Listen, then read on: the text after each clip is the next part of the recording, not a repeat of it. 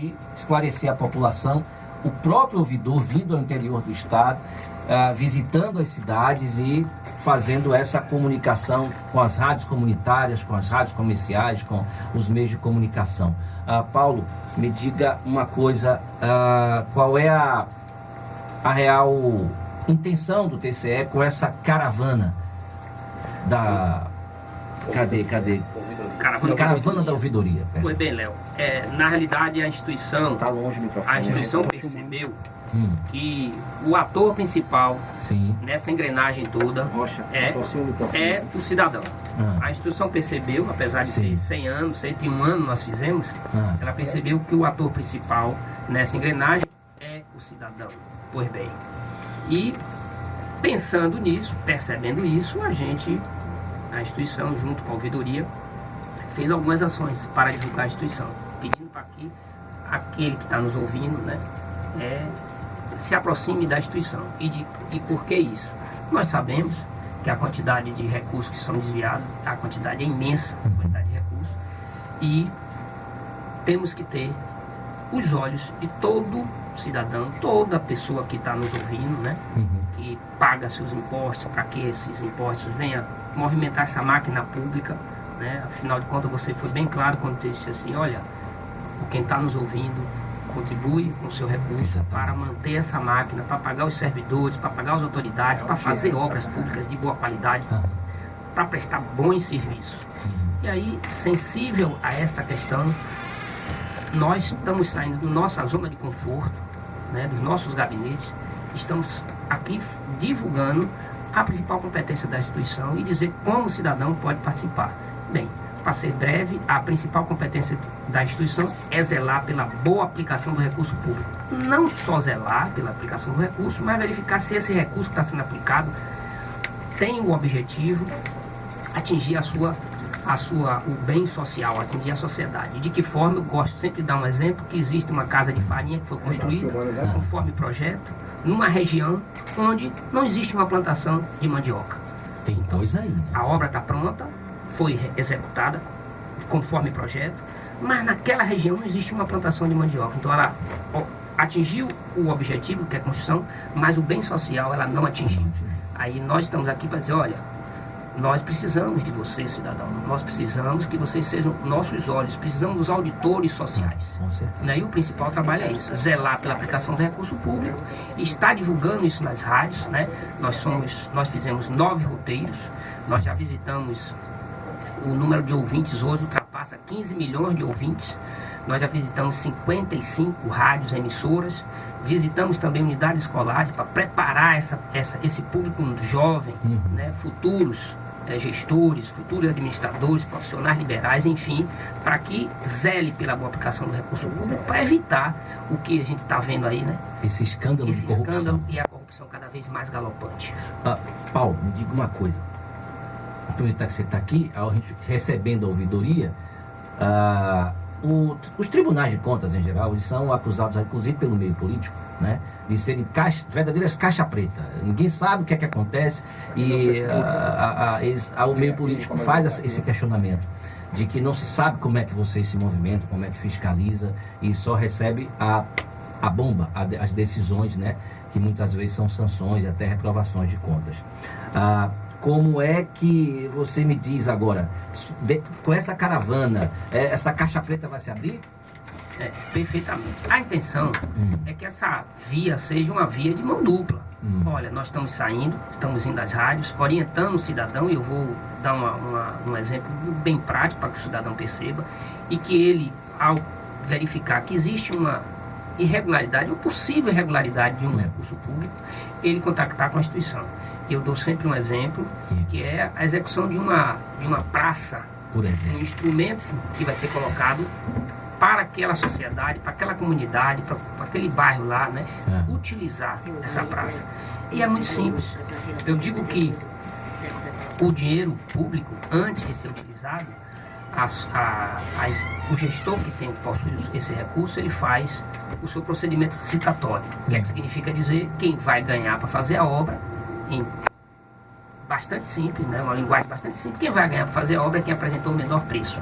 Isso. A obra vai começar, e aí eu digo, cidadão, você é atento, atento a essa situação. A obra vai começar, você começa a tirar suas fotos. E eu vou orientar os 3 meios. Se o cidadão perceber o desvio de recurso, ele sinalizar. Tem como o cidadão perceber no olho o desvio de recurso indo na obra? Muito simples. Diga logo pra gente. No nascimento dela, bem, a obra vai acontecer, sabe-se qual é o local, ele já fotografa aquela região, né? Vai fotografando a região e à medida que a obra vai avançando, a empresa é responsável por colocar uma placa. Na placa da obra existem informações importantíssimas, que é de onde vem o recurso, a origem do recurso, se é estadual, se é federal e se é municipal. Uma informação importantíssima. A outra, a origem, já falei, o prazo de execução e o valor da obra. O valor da obra. Ele tira uma foto dessa placa e vai juntando os elementos. E de que forma ele vai perceber isso? A obra vai evoluindo. Quando a obra começa, normalmente tem uma quantidade de operários grande. E mais de repente, diminui o número de pessoas. É que só tem 2 pessoas tomando conta da obra, tomando conta exatamente os vigias, tomando conta. Isso é um indício de que... Isso é um indicativo fortíssimo. De quê? De que existe alguma irregularidade nessa obra. Não é fácil o cidadão perceber? Facílimo. Facílimo. E a comunidade pode se reunir e fazendo isso. Quando um não pode tirar foto, o outro tira e vai montando um arquivo, guardando aquelas fotos. Ora, percebeu que não existe mais ninguém, apenas 2 funcionários trabalhando, então a quantidade de funcionários baixou bastante e a obra não está evoluindo e que o prazo de execução daquela obra, que eram 6 meses, por exemplo, já passaram-se mais do que 6 meses e a obra está andando a passo de tartaruga. Às vezes até definhando, já precisando de reforma. De manutenção. Isso é um indicativo de que algo errado está ali. E quem ele vai contactar? As instituições de controle externo.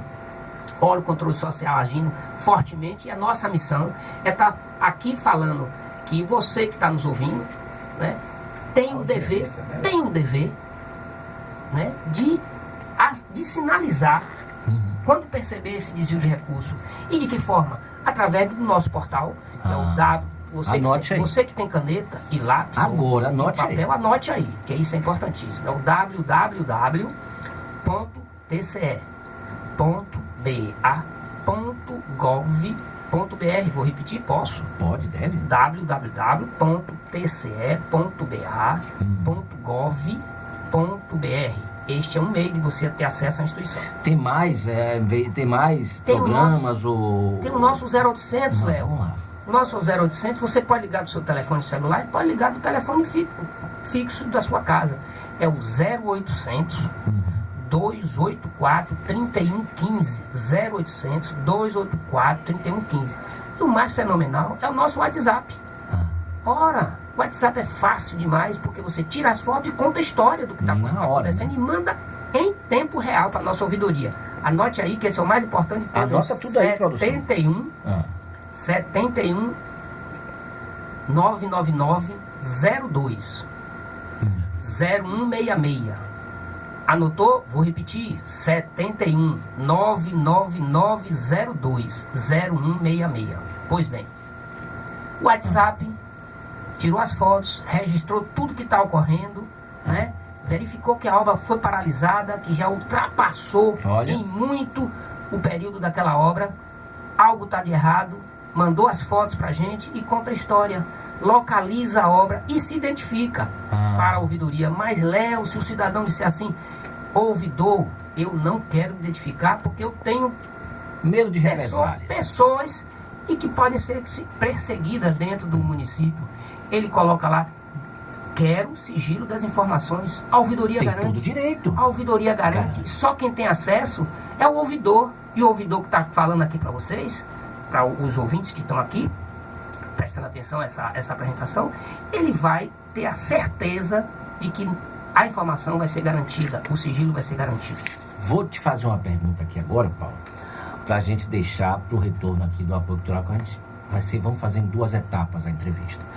O senhor nos disse o seguinte, que a obra deve estar identificada com a placa, essa placa deve ter o nome do programa, o nome da secretaria responsável, da instituição, o link entre o Estado e o município, através de quem, através de quê, quanto é, prazo, pronto.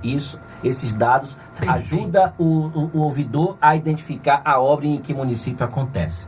Mas e aquela obra em que está em ruínas, coberta de mato, jogada às traças e ao léu e à chuva, e as pessoas já não vê mais nenhum tipo de movimentação, mas a gente sabe que é um recurso estadual. Como o cidadão vai identificar, como é que o ouvidor vai saber que aquela obra participa de um investimento do Estado? Daqui a pouco, depois do apoio cultural.